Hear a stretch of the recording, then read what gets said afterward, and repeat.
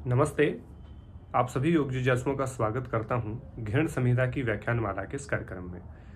पिछले व्याख्यान में हमने जाना था कि किस प्रकार से षटकर्म के बाद आसन का वर्णन महर्षि घृण करते हैं, जिस प्रकार दृढ़ता की बात करते हैं, 32 आसनों की बात करते हैं, उनके कुछ वर्गीकरणों की चर्चा हमने पिछले व्याख्यान में की। इस व्याख्यान में कुछ आसनों को हम बताएंगे कि उनका नाम क्या है, नामकरण क्या है, किस प्रकार की उनकी सिद्धि है, किस प्रकार के उनके लाभ मिलते हैं, किस प्रकार के सवाल उनसे पूछे जाते हैं। तो इस व्याख्यान में सिद्धासन, पद्मासन, बद्ध पद्मासन, आपका सिंहासन और इसके साथ स्वस्तिक आसन और वज्रासन, इन आसनों की मुख्य रूप से चर्चा इस व्याख्यान में हम करेंगे। तो सबसे पहला आसन है सिद्धासन। सिद्धासन को मुख्य रूप से सिद्धि के लिए प्रयोग किया जाता है।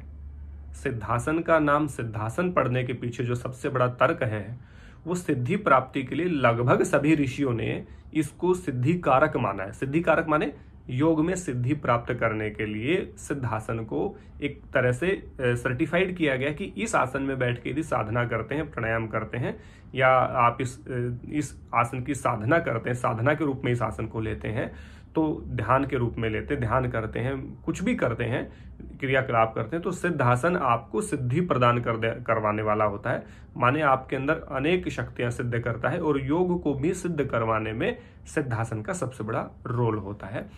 इस कंसेप्ट के साथ सिद्धासन का प्रयोग किया गया। वैसे सिद्धासन किसी पशु के नाम पे, पक्षी के नाम पे, या किसी ऋषि के नाम पे, या किसी बिल्डिंग के नाम पे, या किसी राजा के नाम पे नहीं है। सिद्धासन, क्योंकि हर आसन किसी न किसी नाम के ऊपर बना है, किसी न किसी चीज के ऊपर बना है, कि कोई इनको उसका मीनिंग होता है। तो सिद्धासन का जो मीनिंग है वो यही है, ये सिद्धि प्रदान करवाने वाला है, इससे सिद्धि मिलती है, इससे सफलता प्राप्त होती है योग में, इसलिए इसको सिद्धासन का माने सिद्धि प्रदायक, सिद्धि देने वाला, सिद्धि को प्राप्त करवाने वाला, सिद्धि में सहायक जो होता है उसे सिद्ध आसन कहते हैं, जिसके द्वारा व्यक्ति सिद्ध हो जाए, यानी कि अपने आप को परफेक्ट कर ले, सफलता प्राप्त कर ले इस योग में। तो सिद्धासन का कंसेप्ट क्लियर हो गया। लगभग सभी ऋषियों ने सिद्धासन को सबसे श्रेष्ठ आसन की संज्ञा दी है। महर्षि घृण भी कहते हैं, महर्षि स्वामी स्वात्माराम जी भी कहते हैं। तो मुख्य रूप से सिद्धासन को सबसे श्रेष्ठ आसन कहा गया है। तो सिद्धासन के विषय में आपको कोई सवाल हो तो मुझे जरूर बताइए कमेंट बॉक्स में। इसके बाद पद्मासन की हम बात करते हैं। पद्मासन कमल के फूल की तरह होता है। कमल का जो फूल होता है उसको लोटस बोलते हैं इंग्लिश में, और उसको हम हिंदी में पद्म बोलते हैं। पद्म का अर्थ होता है कमल का फूल। तो कमल के फूल की तरह, माने बाएं पैर को दाईं जगह पे, दाईं पैर को बाईं जगह पे हम लगा लेते हैं, तो कमल के फूल की तरह हम हो जाते हैं। तो ये कमल के फूल के ऊपर इसका नाम है। तो पूछा जा सकता है कि पद्म आसन का अर्थ क्या होता है। तो कमल का अर्थ होता है, पद्म का होता है कमल, कमल इसका अर्थ है जो जहां से इसको लिया गया है। तो विधि भी मैंने बता दी, और ये भी एक ध्यानात्मक आसन है, इसमें बैठ करके ध्यान किया जाता है, और बहुत सारे ऋषियों ने इसको बहुत इंपॉर्टेंट आसन भी कहा है। डाइजेस्टिव सिस्टम के लिए भी इम्प्रूव है और ध्यान के लिए भी इम्प्रूवमेंट प्रदान करता है, कंसंट्रेशन इससे पैदा होती है। इसके बाद बद्ध पद्मासन। बद्ध माने दोनों पैरों के अंगूठों को पकड़ना, माने खींचना, अपने आप को बांध के रखना। पद्मासन में अपने बांध को रखने को बद्ध पद्मासन कहें, या पकड़ के रखना अपने पैरों के अंगूठे को। तो पकड़ना, बांधना, ये बद्ध का मीनिंग है। तो बद्ध पद्मासन इसका एक दूसरा रूप है। अर्ध पद्मासन में कई बार व्यक्ति पूछते हैं, तो अर्ध पद्मासन में एक पैर को दूसरी जगह पे रख लेते हैं, लेकिन दूसरे पैर को ऊपर नहीं रखते, तो आधा पद्मासन है। तो इसको अर्ध पद्मासन, यानी कि पद्मासन की पूरी विधि ना करके आधी विधि ही प्रयोग में करें, तो वो भी कहीं ना कहीं आपको लाभ प्रदान करती है। इसके बाद हम बात करेंगे सिंहासन की। सिंह यानी कि शेर, शेर के नाम से इसको लिया गया है, और इसकी विधि भी ऐसे ही है। दोनों घुटनों को खोल करके बैठते हैं, दोनों हाथों की हथेलियों को जमीन में टिकाते हैं। जैसे आगे वाले जो हाथ हैं वो दोनों आगे के पैर काउंट हो जाते हैं शेर के, और पीछे वाले पैरों को पीछे पैर की तरह उसको प्रयोग किया जाता है। और गर्दन को आगे निकाल करके, मुंह को पूरा खोल के, जीभ को बाहर निकाल के सिंह गर्जना की जाती है, उसको कहते हैं सिंहासन, यानी कि शेर की तरह दहाड़ना। उससे सारे गले के आपके रोग समाप्त होते हैं, वीरता उससे आती है, आप में एक जो पौरुषत्व का भाव है वो आप में बढ़ता है। तो सिंहासन के अपने फायदे हैं, जो आपका थायराइड, पैराथाइड जो ग्लैंड है उसको एक्टिव करने का काम भी सिंहासन करता है। तो सिंहासन मुख्य रूप से शेर के वहां से लिया गया, शेर के नाम से इसका नाम सिंहासन पड़ा है, यानी कि शेर की तरह अपने आप को स्थापित कर लेना, ये सिंहासन का मीनिंग है। तो बेनिफिट भी मैंने इसके बताए। थायराइड पैराथायराइड ग्लैंड को मुख्य रूप से एक्टिव करने का काम करता है। वोकल कॉर्ड आपका सही हो जाता है, वाणी आपकी स्पष्ट हो जाती है। जो हकलाते ततुलाते हैं उनके लिए भी बहुत उपयोगी आसन कहा गया है।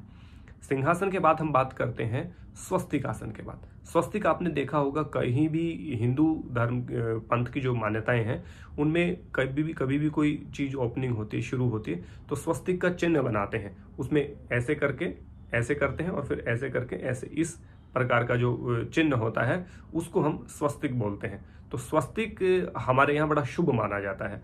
तो शुभ काम के लिए स्वस्तिक का प्रयोग किया जाता है, किसी भी अच्छी शुरुआत के लिए स्वस्तिक का प्रयोग किया जाता है। तो स्वस्तिक उसकी तरह अपने पैरों की आकृति हम जो उसमें स्वस्तिक आसन में बनाते हैं वो ठीक उसी प्रकार की आकृति होती है, इसलिए इसको स्वस्तिक आसन का नाम दिया। और इस आसन को ग्रंथकारों ने शुभ आसन माना है। माने कोई भी शुभ कार्य करते हैं, हवन करते हैं, यज्ञ करते हैं, पूजा पाठ आप कर रहे हैं, तो स्वस्तिक आसन में बैठकर यदि करते हैं तो उसका अच्छा इम्पैक्ट पड़ता है। हमारा जो आसन का प्रभाव है वो स्वस्तिक आसन ही है। और हम इसी तरह से कोई पूजा पाठ या कोई आरंभ कर रहे हैं या यज्ञ कर रहे हैं या पूजा पाठ कर रहे हैं या ध्यान कर रहे हैं तो उसमें भी आप स्वस्तिक आसन का प्रयोग कर सकते हैं। तो स्वस्तिक एक चिन्ह होता है, धार्मिक चिन्ह जिसको हम कहते हैं। तो धार्मिक नहीं तो संप्रदाय का चिन्ह आप इसको कह सकते हैं। हिंदू मान्यताओं में इसको रखा गया है। ये मैंने ठीक से बनाया कि नहीं पता नहीं, लेकिन ये होता है, ऐसे होता है, ऐसे और फिर ऐसे और ऐसे। आप देख लेंगे, गूगल भी करेंगे तो स्वस्तिक का चिन्ह आपके सामने आ जाएगा। उस स्वस्तिक के चिन्ह से इस स्वस्तिक आसन का नाम पड़ा है। अब बात करते हैं वज्रासन की। वज्रासन भी एक ध्यानात्मक आसन है। और वज्रासन की वज्र बोलते हैं कठोर को, माने जो बहुत कठोर है उसको कहते हैं वज्र की भांति कठोर है। माने बहुत मजबूत या बहुत कठोर या बहुत ठोस चीज को हम वज्र कहते हैं। वज्र जैसे पत्थर तोड़ने के जो काम आता है उसको हम वज्र कहते हैं। मतलब पत्थर पे प्रहार किया जाए तो पत्थर को भी तोड़ देने वाले को वज्र कहते हैं। तो वज्र बहुत मजबूत चीज होती है, बहुत सॉलिड चीज होती है। या वज्र कई बार बहुत भारी भरकम पत्थर के रूप में भी उसका हम परिभाषा के रूप में प्रयोग कर लेते हैं कि बहुत पत्थर की तरह मजबूत है। बहुत मजबूत जो बहुत शक्तिशाली होता है उसको हम वज्र कहते हैं। वज्र का प्रहार होता है, जैसे पत्थर पे हम तोड़ते हैं तो वज्र प्रहार बोलते हैं, यानी कि ऐसा प्रहार कि जिससे सब चीजें नष्ट हो जाएं, इसको हम वज्र प्रहार बोलते हैं। तो वज्र को इसका इंग्लिश में थंडरबोल्ट इसका पोस्चर का नाम होता है। और ये एक ऐसा आसन है जिसको हम खाना खाने के बाद करते हैं। माने इसको खाना खाने के बाद केवल एक ही आसन है जिसको हम कर सकते हैं और वो है वज्रासन।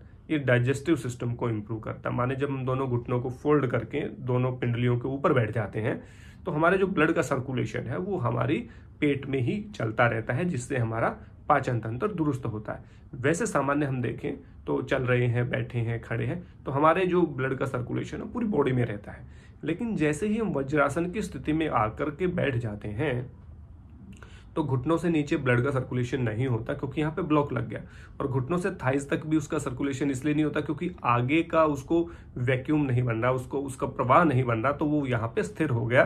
तो वो खून पेट में ही ज्यादा गति करेगा। और जब भोजन करते हैं तो उस समय पे जठराग्नि प्रदीप्त होनी चाहिए। और जठराग्नि प्रदीप्त कब होगी? जठराग्नि की जो अग्नि का जो ईंधन है वो तो ब्लड है। तो प्यूरिफाइड जो ब्लड है वो आपका पेट में उस समय पे ज्यादा गति करनी चाहिए। तो उस समय पे यदि पेट में ज्यादा जो ब्लड है वो गति करेगा तो आप मान करके चलिए आपकी जठराग्नि प्रदीप्त होगी और इंडाइजेशन की समस्याएं नहीं होंगी। माने अपच की, कब्ज की या इस तरह की कोई प्रॉब्लम है वो आपको नहीं होगी। तो जो आप वज्रासन है उसको आप खाना खाने के बाद करें। खाना खाने के बाद इस आसन को करेंगे तो कोई भी गरिष्ठ भोजन किया है या कोई ज़्यादा भोजन आपने कर दिया तो उसको पचाने का सुगम तरीका है, बहुत अच्छा तरीका है। इस आसन में बैठ करके आप 4 से 5 मिनट आप यदि बैठेंगे तो आपको अच्छा लगेगा। जो बुजुर्ग हैं उनको विशेष रूप से करना चाहिए, क्योंकि बुजुर्गों में डाइजेस्टिव सिस्टम की प्रॉब्लम होती है, पाचन तंत्र उनका कमजोर हो जाता है। तो उस कमजोर पाचन तंत्र को दुरुस्त करने के लिए, जैसे आपने देखो ना बड़े बूढ़ों के हम पिंडलियां दबाते थे, तो पिंडलियों में एक्यूप्रेशर के पॉइंट होते हैं, उन पिंडलियों को हम दबाते थे ताकि बूढ़ों को रात में सोने से पहले ताकि उनको नींद अच्छी आए और खाना उनका हजम हो जाए और सुबह अच्छे से फ्रेश हो जाए। तो उसमें हम क्या कर रहे हैं, अपनी पिंडलियों के ऊपर बैठ रहे हैं। तो थाइज का और पूरे बॉडी का प्रेशर हमारी पिंडलियों पे आ रहा है। जो प्रेशर हम हाथों से दे रहे थे पिंडलियों को दबाने में, वो नेचुरल जा रहा है। तो इसलिए वज्रासन आपके पाचन तंत्र को दुरुस्त करने का काम करता है।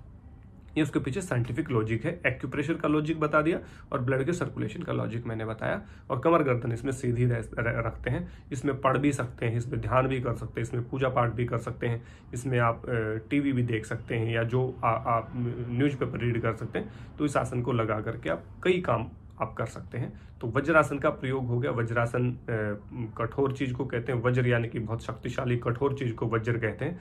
तो ये आपको याद होना चाहिए। इस तरह इससे संबंधित चीजें आपसे पूछी जा सकती हैं। तो हमने सिद्धासन कहा, पद्मासन कहा, स्वस्तिकासन कहा, सिंहासन कहा और वज्रासन हमने कहा। तो मुख्य रूप से हमने जो ध्यानात्मक आसन है उनका वर्गीकरण यहाँ पे कर लिया।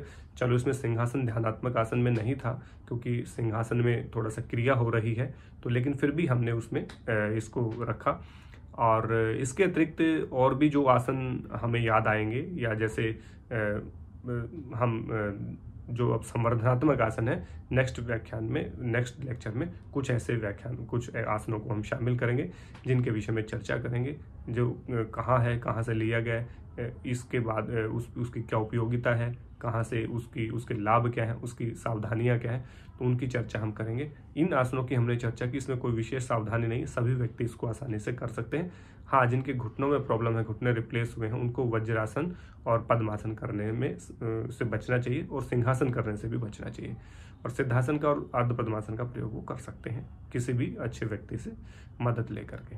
तो ये व्याख्यान इतना ही। आगे व्याख्यान में हम जल्द लेकर के आएंगे जिसमें और आसनों की इसी प्रकार से विस्तृत चर्चा करेंगे। व्याख्यान कैसा लगा, आप में इसमें क्या चीज़ें और ऐड ऑन हो सकती हैं, क्या इसमें चीज़ें नहीं बताई जा सकती, आपके जो सुझाव हो जरूर दीजिएगा। आपके सुझावों के ऊपर काम किया जाएगा। और स्वाध्याय, सानिध्य और योग अभ्यास निरंतर जारी रखिए। इसी आशा और विश्वास के साथ जल्द ही अगले व्याख्यान को लेकर के मिलता हूँ। तब तक के लिए आप सबका बहुत बहुत धन्यवाद। जय हिंद, जय भारत, नमस्ते।